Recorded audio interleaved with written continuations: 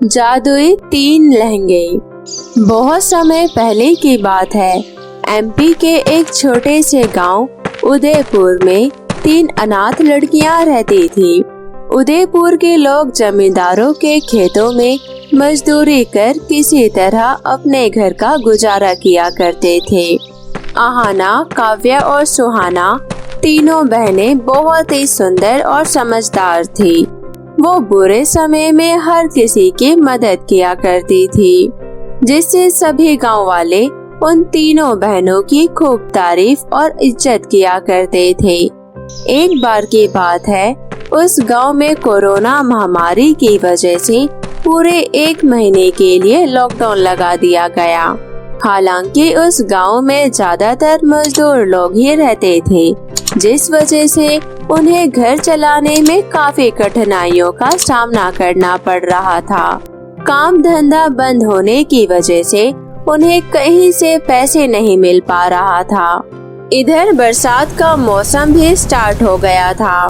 सभी के बच्चों को सर्दी, जुकाम और बुखार जैसे लक्षण दिखाई दे रहे थे, जिनके इलाज के लिए गांव के कुछ लोग गांव की ठाकुराइन मालती देवी से कर्जा लेने पहुंच जाते हैं। मालकिन, आज 5 दिनों से मेरी मुनमुन बीमार है। मुझे उसके इलाज के लिए 5000 रुपए की जरूरत है। ठीक है, मिल जाएंगे पैसे। वो घर के कागजात तो लेकर आई हो ना? जी मालकिन, ये रहे। मालकिन, मेरा मुन्ना भी 2 दिन से बीमार है। उसने कुछ नहीं खाया। मेरे घर में अनाज का एक दाना नहीं है। मुझे 10,000 रुपए मिल जाते तो आपकी बड़ी मेहरबानी होती। मालती देवी तुम गांव वालों को कभी भूखा नहीं मरने देगी। बस मालती देवी के शरण में तुम लोग ऐसे ही अपने जमीन के कागजात लाते रहो और मदद पाते रहो। जय हो।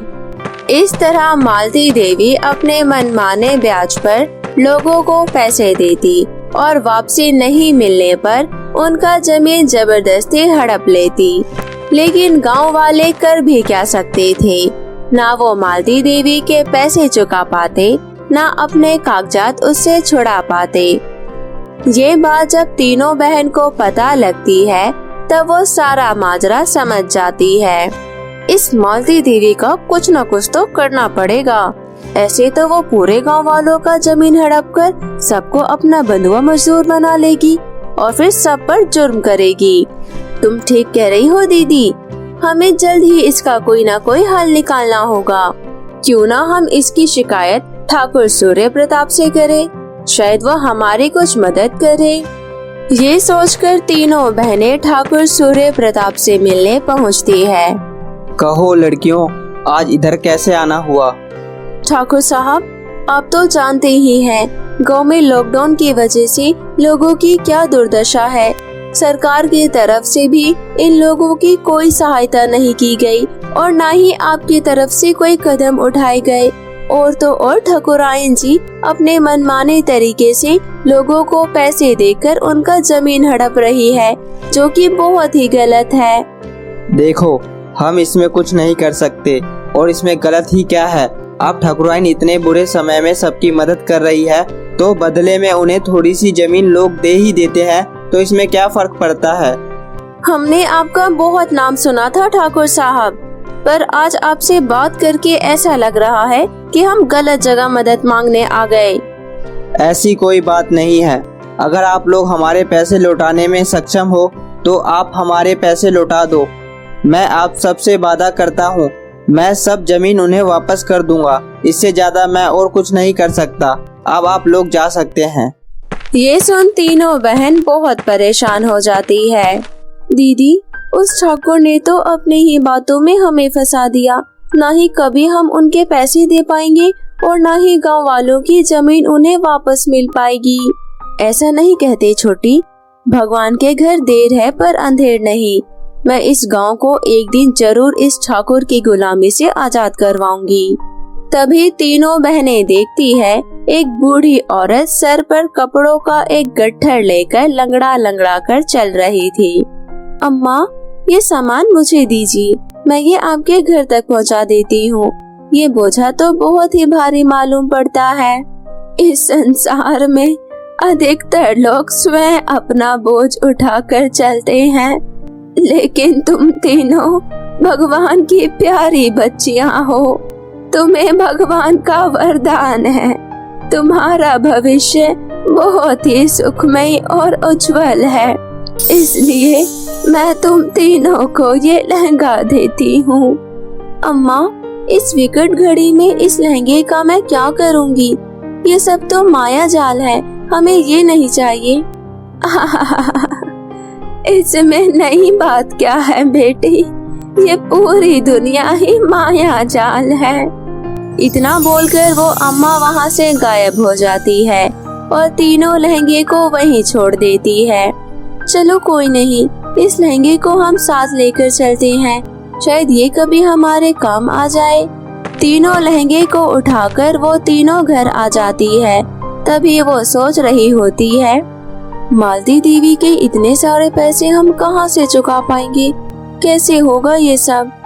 तभी तीनों लहंगा हवा में उड़ने लगता है और फिर पहले लहंगे से पैसों की बारिश होने लगती है, दूसरे लहंगे से सोने चांदी निकलते हैं और तीसरे लहंगे से हीरे मोती निकलने लगते हैं।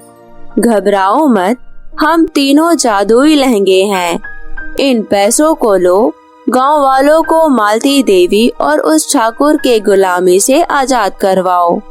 फिर तीनों बहनें गांव वालों के साथ पैसे लेकर मालती देवी के पास जाती है और पैसे देकर सभी गांव वालों के जमीन उन्हें वापस दिलाती है। इधर मालती देवी सोच में पड़ जाती है, आखिर इस लॉकडाउन में गांव वालों के पास इतने सारे पैसे कहां से आ गए, पता तो करना पड़ेगा। और फिर छुपकर मालती देवी उस जादुई लहंगे के बारे में पता लगा लेती है और रात में उनके घर जाकर तीनों लहंगे को चुरा लेती है। फिर अपने घर आकर उस लहंगे को देखती है। अब देखती हूँ गांव वालों की कौन मदद करता है। ये जादुई लहंगे, मुझे पैसे दो। मालती देवी के इतना बोलते ही तीनों लहंगों में से सांप, मेंढक, बिच्छू निकलने लग जाते हैं और सभी मालती देवी की तरफ काटने के लिए दौड़ते हैं। मालती देवी डरकर वहीं बेहोश हो जाती है और वो तीनों लहंगा फिर से उड़कर वापस तीनों बहनों के पास आ जाते हैं, जिसकी मदद से तीनों बहनें हमेशा गांव वालों की मदद करती है और सभी गांव वालों को मालती देवी की गुलामी से आजादी दिलवाती है और फिर सभी खुशी खुशी रहने लगते हैं। तो मेरे प्यारे दोस्तों, कैसी लगी आपको मेरी जादुई 3 लहंगों की कहानी? मुझे कमेंट करके जरूर बताएं। और यदि कहानी अच्छी लगी हो तो अपने दोस्तों के साथ भी शेयर करें। और हाँ दोस्तों, अगर आपने अब तक मेरे चैनल को सब्सक्राइब नहीं किया है तो जल्दी से नीचे लाल बटन दबाकर अभी सब्सक्राइब कर ले और साथ ही इस बेल आइकन को दबाना ना भूले। तो मिलती हूँ मैं आप सभी से फिर किसी नई कहानी के साथ। तब तक अपना ध्यान रखें। बाय बाय दोस्तों।